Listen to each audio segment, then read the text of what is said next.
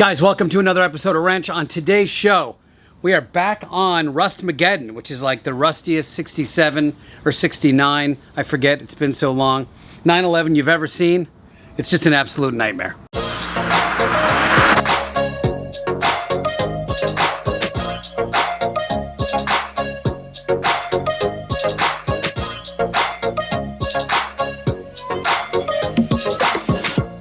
So this car here looks like it's been dipped in salt water for like 2 years, and then I'm repairing it. So I've already done the driver's side, rear torsion 2 area, the inner rocker, and now I'm working my way towards the front of the car. What I'm doing right now is the interface between the front fender and the car itself. The bottom half of it was rotted out. I have a replacement panel from Restoration Design, as are all of these panels. I always want to say Restoration Hardware, but I'm not building a couch over here. So all the panels are from Restoration Design, who's helping us out with this project. Thank you, Restoration Design. They have like every single Porsche panel you can imagine. But I've already done a ton of fitment on this particular panel, and I've just started welding it up. So we're gonna finish welding this, and I can show you the rest of what's wrong with this car, which is pretty much everything. So I've got myself set up pretty well here. I've got a lot of fabrication tools right here. Car's obviously right here. And I'm working on this panel. I've got this thing tacked a little bit right here, right here, right here. And there's a much bigger gap here than I want. So I've taken a little strip of metal and I'm kind of welding that in with it. It will hopefully all work out in the end. As usual, I like to maintain as much of the factory sheet metal as I can. So I've taken a bunch of measurements from here, and on this car that just happens to be here, I've got a beautiful example of what the measurements are supposed to be on these early cars. On this one in particular, I'm having to replace the entire front end and the entire inside here, all the gas tank support. So hopefully in part of this video, I'll get a chance to remove all this inner structure here and get these two sides welded up, and the front, which I've also replaced. This is totally sitting around in 3D space right now, but we'll hopefully get this thing all welded up and get this thing well on its way to being a solid car.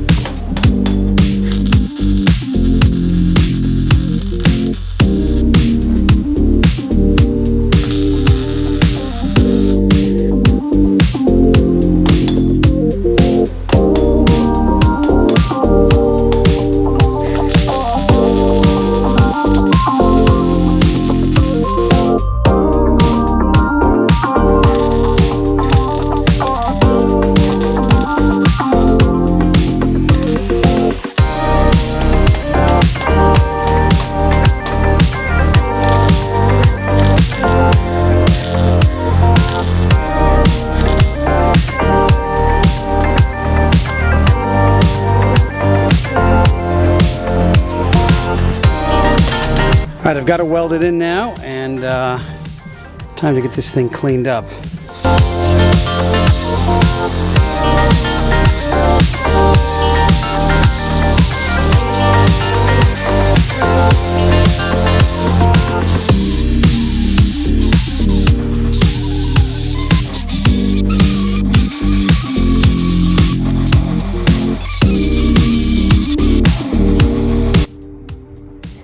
All right, there it is in all its glory. All nice and cleaned up. I threw a coat of primer on it, but it is good to go. Solid as a rock. Now we're gonna move into the front end.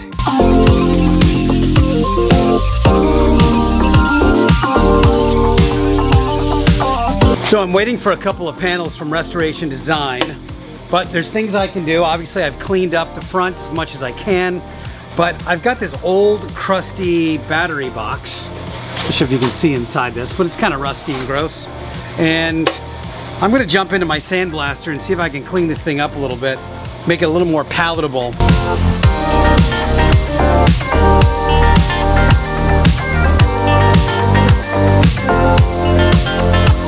Here's the box. Here's how it came out. It's nice and shiny now, ready to roll. I also got these, which I'm really stoked about. These are 3M Cubitron belts for my little air sander. These things are supposed to be awesome. Now they cost a lot of money. I think they were $39 or $29 for 10 of them. But they're supposed to last really long. They're super sharp and they're supposed to cut right through spot welds. So I'm really excited to hopefully burn through all the stuff that's left over in that front end with these 3M Cubitron belts. Man, they sure are rough. These are the 36 grit. And they're supposed to last a really long time. So hopefully we can make short work of the remaining chunky, rusty pieces until I get some more parts from Restoration Design.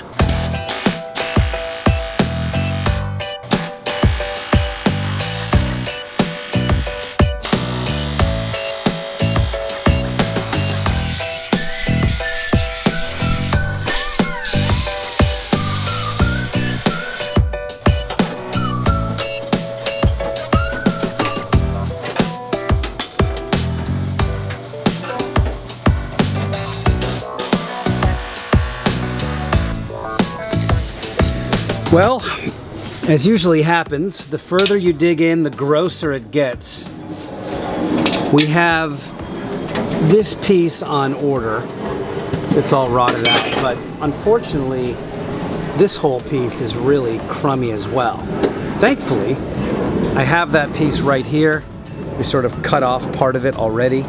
So I think what I'm going to try to do is just I'm going to trim this thing where it's still good metal, maybe like here-ish across and down. This will give me a little bit of access in here, and I'm gonna just have to make a sheet metal panel in there, which I'm not super worried about, but it'll allow me to see kind of everything I need to do to cut this little piece out. Really, I just need to kind of cut here and here, and then this thing can just be chopped because this whole panel is being replaced.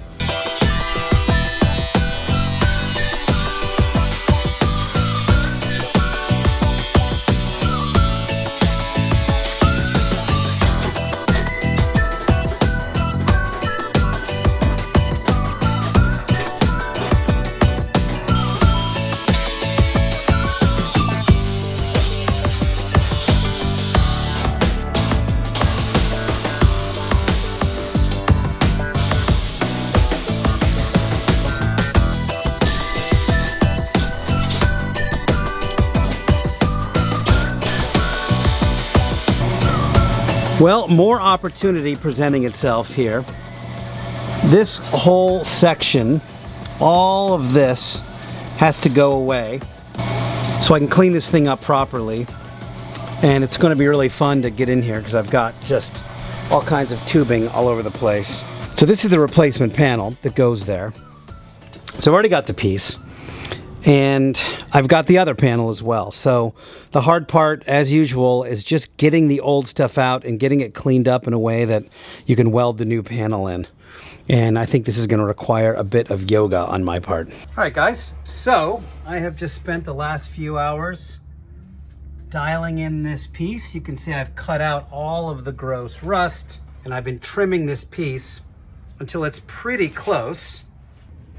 This is the inside. It's all fitting quite nicely. Now remember, I'm expecting a piece.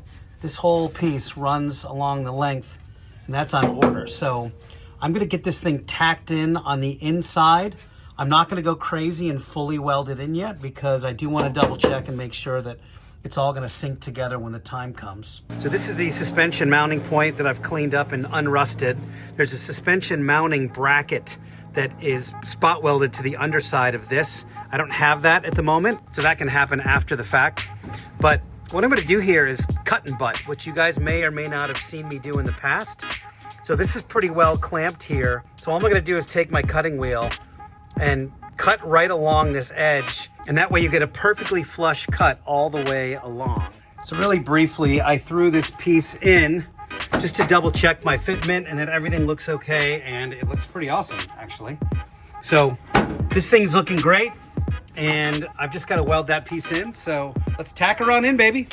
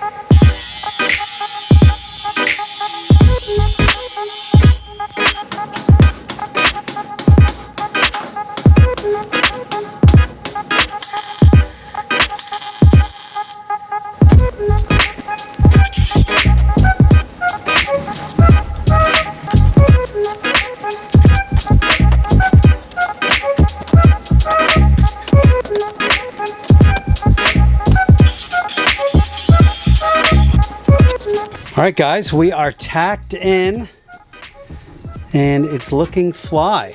Let me show you the other side. So here's the inside.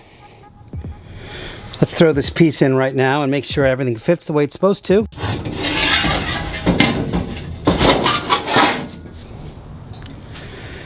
Like a glove, baby. So that all looks awesome.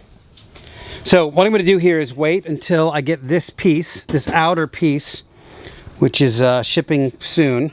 I'll cut that thing out, I'll tack it in, and once everything aligns the way it's supposed to, I will fully seam weld everything and grind it down, and you'll never know it's there, baby. Well, guys, that was a job well done, I think. Turned out really good. And it was a little more work than I... Come on, Ben. I'm trying to film here, bro. It was a little more work than I expected. I did not expect all that area underneath to be rusty, so I didn't plan on doing what I just did. So just for some perspective, what you guys just saw in this video, however long it ends up, 15-20 minutes, in real life, this took 5 days and 17.5 hours to do what you just saw. So if you ever wonder, why is the body shop charging me so much to fix this? It's because these things take a lot of time. First of all, discovering the part that is, oh no, it's really rusted. But to get the stuff out without destroying everything around it is pretty difficult. You gotta make sure you're really good at spot welds and things like that. You gotta have the right tools to do it. Speaking of, overall, I'm pretty impressed by these 3M belts. But they didn't quite last as long as I had expected based on what everyone had said. But they're really good. They do cut through spot welds pretty quickly. I think I went through 5 of them in this entire process. So consumables is another whole piece of the puzzle and how much that stuff costs. But still fun. I like solving problems. I like fixing this thing. I can't wait to see it on the road again someday, driving around and go, I literally welded 80% of that car together. Anyway, till the next video, Rustmageddon out. I'll see you guys next time. You keep on rocking. Talk to you soon.